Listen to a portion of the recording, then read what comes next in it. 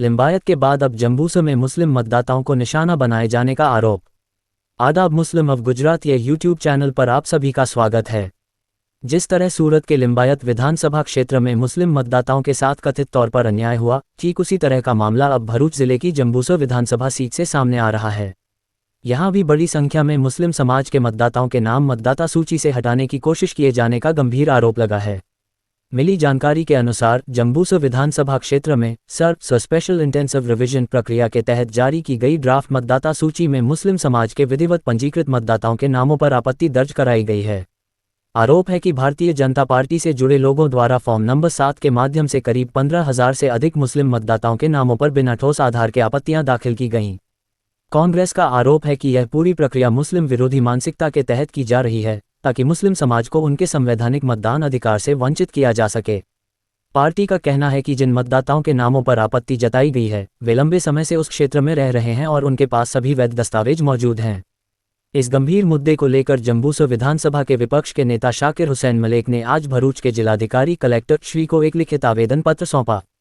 इस आवेदन के माध्यम से उन्होंने चुनाव आयोग, कलेक्टर कार्यालय और जंबूसर विधानसभा के संबंधित निर्वाचन अधिकारियों से तत्काल हस्तक्षेप की मांग की है। शाकिर हुसैन मलिक ने अपने आवेदन में कहा कि लोकतंत्र में मताधिकार सबसे बड़ा अधिकार है और किसी भी समुदाय को जानबूझकर वोटर लिस्ट से बाहर करने की कोशिश लोकतांत्रिक मूल्यों पर सीधा हमला है। उन्होंने मांग की कि फॉर्म 7 के जरिए की गई सभी आपत्तियों की निष्पक्ष और पारदर्शी जांच की जाए तथा निर्दोष मतदाताओं के नाम किसी भी हालत में मतदाता सूची से न हटाए जाएं। कांग्रेस नेताओं और स्थानीय मुस्लिम समाज ने भी इस मामले पर गहरी चिंता जताई है। उनका कहना है कि अगर समय रहते इस पर रोक नहीं लगाई गई तो यह एक खतरनाक मिसाल बन सकती है। उन्होंने चुनाव आयोग से निष्पक्षता बनाए रखने और सभी नागरिकों के संवैधानिक अधिकारों की रक्षा करने की अपील की है। अब देखना ये होगा कि चुनाव प्रशासन इस शिकायत पर क्या कदम उठाता है और क्या जंबूसर के मुस्लिम मतदाताओं को उनका हक मिल पाता है या नहीं।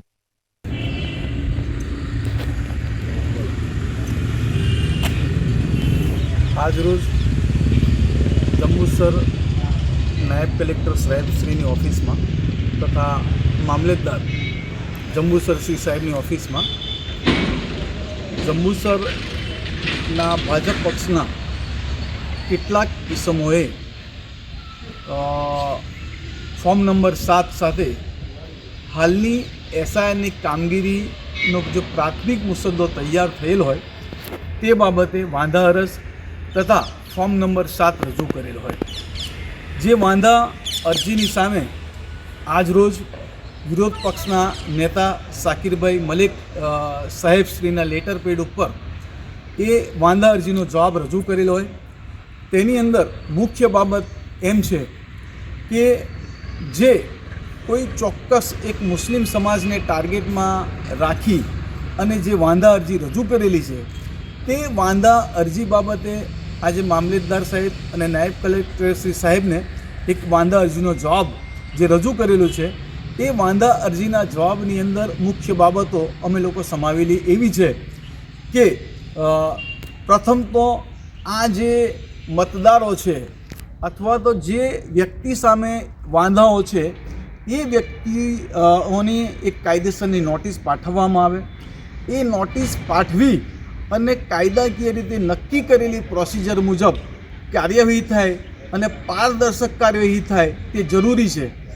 કારણ કે મત એક અધિકાર છે અને જે બંધારણ દ્વારા બક્ષવામાં આવેલા એક પ્રાથમિક અધિકાર છે અને જે લોકતંત્રની નીમ છે। તો તેવા સંજોગોની અંદર અમે આ ન્યૂઝના માધ્યમથી મામલતદાર સાહેબશ્રીને અને નાયબ કલેક્ટર સાહેબશ્રીને નિવેદન કરીશું કે કોઈ એક તરફી ચોક્કસ કાર્યવાહી ના થાય અને જે કંઈ મતદારો સામે વાંધા હોય એ મતદારો સામે દસ્તાવેજી પુરાવાની માંગણી કરવામાં આવે, યોગ્ય કાર્યવાહી થાય અને માત્ર વાંધા અરજી સાંભળી વાંધા અરજી ધ્યાનમાં રાખી અને એ લોકોના મત ડિલીટ કરી ના નાખવામાં આવે એવી અમારી માંગ છે। જય હિન્દ, જય ભારત।